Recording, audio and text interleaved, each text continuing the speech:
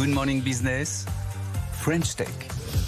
8h23 sur BFM Business et sur RMC Découverte. Notre invité ce matin a racheté la boîte qu'il avait lui-même vendue à Engie il y a 7 ans. Alexander Gushing, bonjour. Bonjour. Votre bébé, c'était mesdépanneurs.fr qui vous permet d'avoir une liste d'artisans compétents, reconnus, disponibles si vous avez un problème. Cette entreprise, vous l'avez vendue à Engie il y a 7 ans. Vous la reprenez aujourd'hui. Vous n'étiez pas tranquille avec l'argent gagné, etc. Vous vous remettez les mains dans le cambouis pour relancer mesdépanneurs.fr. Exactement. Vous savez, quand on crée quelque chose, surtout ces jeunes, j'avais 23 ans à l'époque, je pense que c'est impossible de se détacher. Donc il y a effectivement cet attachement que j'avais et que j'ai depuis toujours.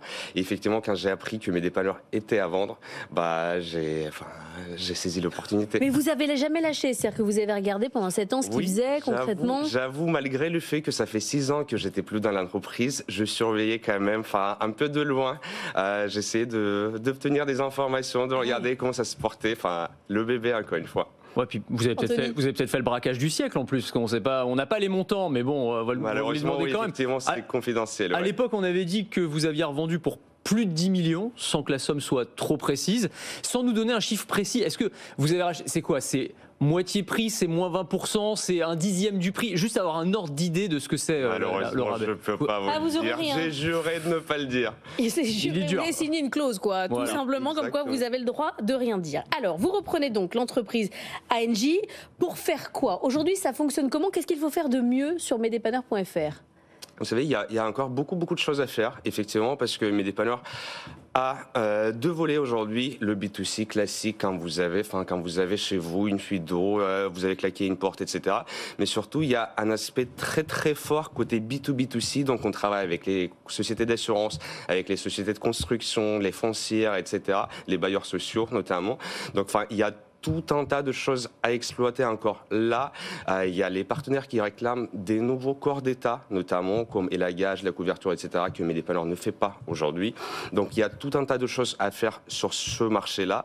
Mais en plus, bien évidemment, et ce qui était prévu à l'époque quand je suis parti, c'est de conquérir le marché européen, aller chercher d'autres pays en Europe et pourquoi pas encore plus loin, parce que je pense que l'acteur du dépannage d'urgence au domicile mondial doit être français. Anthony. Vous dites que vous voulez intégrer les dernières avancées dans le domaine de l'intelligence artificielle, forcément. À quoi ça peut servir dans la mise en relation d'un artisan avec un particulier?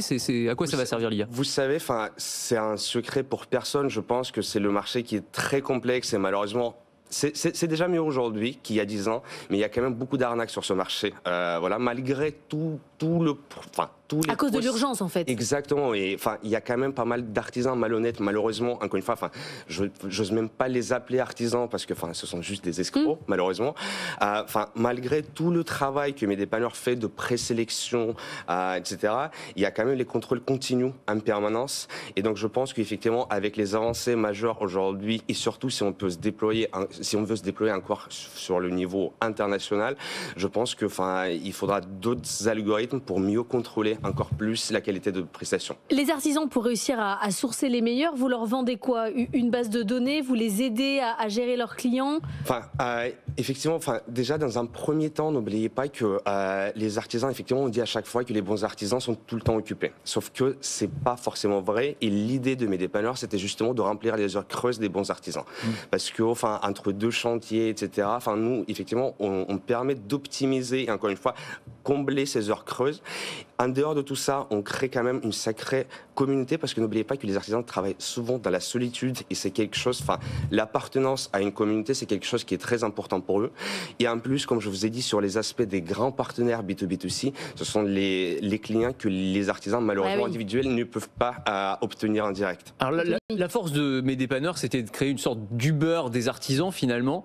Est-ce que le risque, c'est pas de vous faire ubériser à votre tour? Je pense notamment aux plateformes et aux applications de plus en plus populaires populaire de ce qu'on appelle du jobbing, c'est-à-dire que c'est plus seulement des artisans qui interviennent chez moi, mais ça peut être en fait un bricoleur du dimanche qui va coûter beaucoup moins cher. Si j'ai claqué ma porte ou si j'ai une fuite d'eau ou un truc assez simple, finalement, il y a beaucoup d'applications, je pense à Yujo par exemple, qui maintenant font partie de vos concurrents. Est-ce que c'est pas ces entreprises-là qui risquent de vous dépasser? Enfin, vous savez, c'est comme la haute couture et le prêt-à-porter. Enfin, je pense pas qu'on ait des concurrents. Effectivement, sur certaines niches, peut-être, on peut répondre aux mêmes besoins. Mais encore une fois, chez mes dépanneurs, il y a que des professionnels. Donc, enfin, on intervient sur les tableaux électriques, on intervient sur les fuites d'eau qui sont très abondantes, sur les dégorgements des colonnes générales, etc.